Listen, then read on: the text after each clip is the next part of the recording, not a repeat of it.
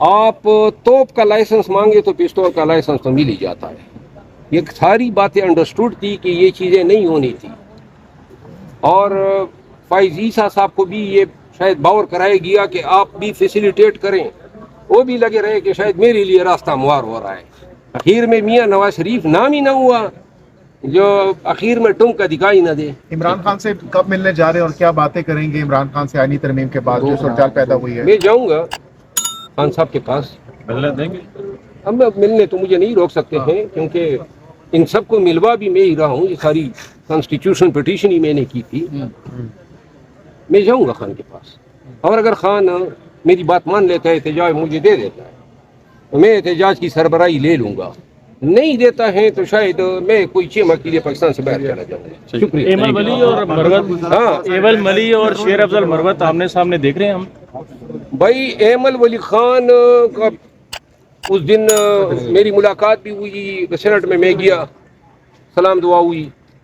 کبھی اس کے خلاف کوئی بات نہیں کی. وہ میں نے کہا تھا نا وہ شرٹ جو پاڑی تھی وہ لفظ ڈر جو آیا تھا تو انہوں نے پشتو میں یہ کہا تھا کہ جی وہ جو ڈر کے الفاظ استعمال کرتے ہیں لوگوں پٹھانو تم اس کو پسند کرتے ہو.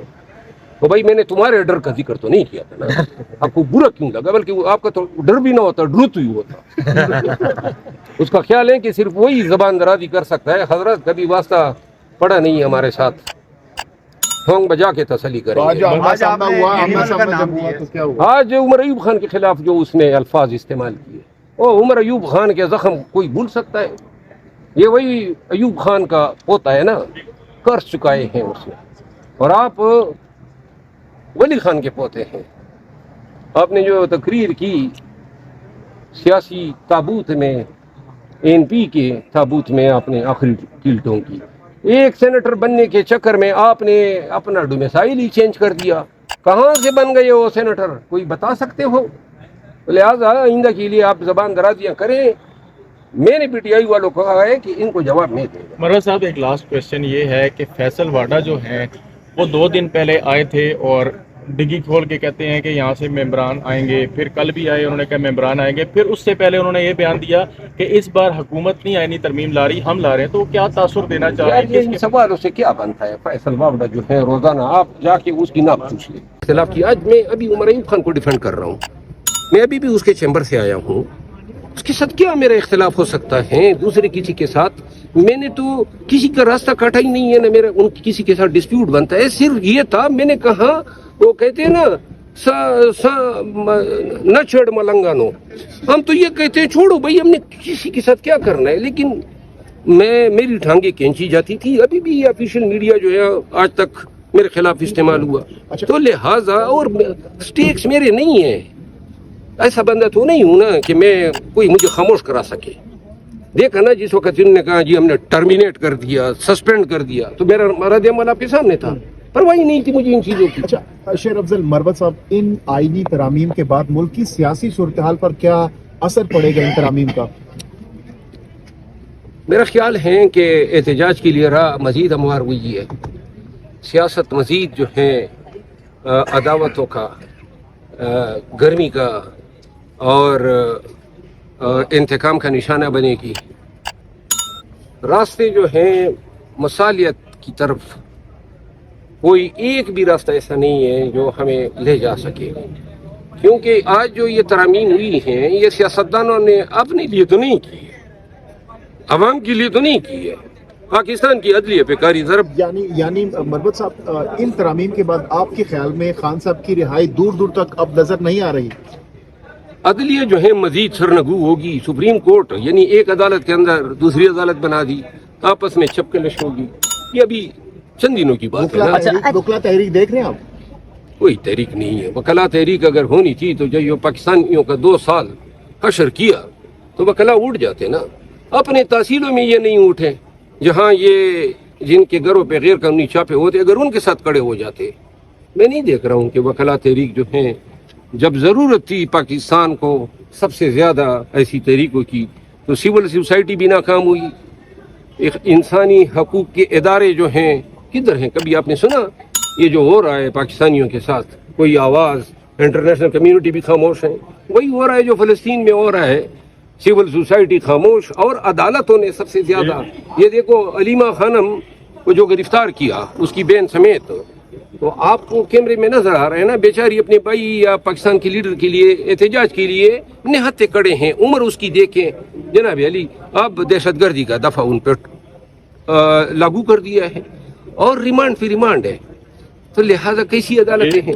ये बताएं कि ये जो प्रेसिडेंट अब सेट किया जा रहा है कि जो नए चीफ जस्टिस होंगे उनका तकर्रुर अब से पार्लिमानी कमेटियाँ करेंगी, और पार्लिमानी कमेटी जाहिर बात है पार्लियामेंट तो अरकान जो हैं जिधर रावलपिंडी उनको कहता है उधर जाते हैं, तो रावलपिंडी अगर वजीर आजम का इंतखाब अपनी मर्जी से करा सकता तो इसका मतलब चीफ जस्टिस भी अब से रावलपिंडी का ही होगा।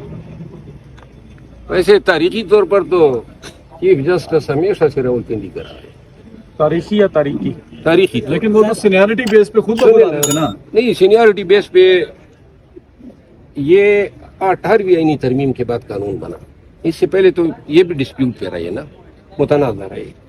लेकिन सबसे अहम बात यह है ना कि जिस मुल्क जिस धरती पे इंसाफ मफकूद हो, लोग गिरफ्तार होते हैं, हमारा बावर जो था, हमारा यकीन जो था, वो थी अदालतें, और उन अदालतों ने ऐन उसी वक्त हमें मायूस किया जब सबसे ज्यादा पाकिस्तानियों को जरूरत थी। ये बुनियादी हकूक का चैप्टर क्या कहता है? 34 दफा शहरियार अफरीदी जो हैं रिहा हुआ, गिरफ्तार हुआ। अली मोहम्मद खान की मिसाल आपके सामने है। अली अमीन को गिरफ्तार किया गया, सुबह सुबह पिराया गया, उसके टांगों के नाखून खींचे गए, उसके बाल काटे गए, उसके 36 घंटे उसको गर्दन से हाथ बांध के और गर्दन को पांव से बांध के सिंध ट्रेवल कराया गया। ज़ैन कुरैशी की बेगम को किस अंदाज में उठाया गया? आपको इल्म भी है कि बच्चों को मारा जाता था, उनकी वीडियो लाइव करके उनकी माँ को दिखाई जाती थी कि जी एमएनएस आपको कहें। ये जो 11 एमएनएस, 9 एमएनए और 2 सेनेटर जो इनको प्यारे हो चुके हैं, वो मेजॉरिटी ये लालच में गए हैं, और पाकिस्तान तहरीक इंसाफ को चाहिए कि उनके नाम तश्तज़बाम करें, बता दे कौम को कि ये वो मकरू चेहरे हैं जिन्होंने एन पार्टी की पीठ में छुरा घोंपा जब इनका पूरे वसूख, पूरे यकीन और इस्तेकामत के साथ खान के साथ खड़ा होने का वक्त था।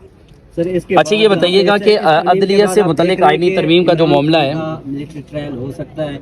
अगर मिलिट्री ट्रायल होता है तो पीटीआई क्या जीएचक्यू के सामने एहतजाज करने जाएगी?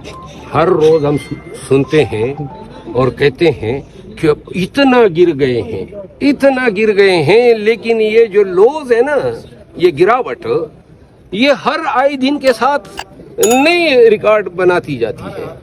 तो अब ये आपकी बात पहले तो हम ऐसा करते थे इमरान खान और मिलिट्री ट्रिब्यूनल, लेकिन अब कोई चीज बईद नहीं है, कोई चीज बईद नहीं है। ये जो चाहें, क्योंकि मुतलकुल अनानियत है, सिविल मार्शल लॉ है, कोई बुनियादी हकूक नहीं है।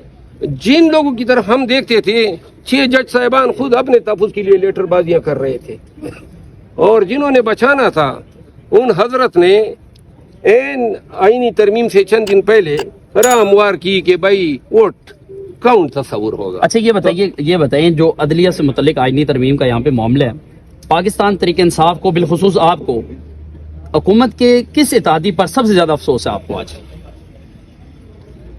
हुकूमत के जो इत्तेहादी हैं, जो आपसे भी वादे कर रहे थे और हुकूमत के साथ भी थे, और एन वक्त पर उन्होंने हुकूमत के साथ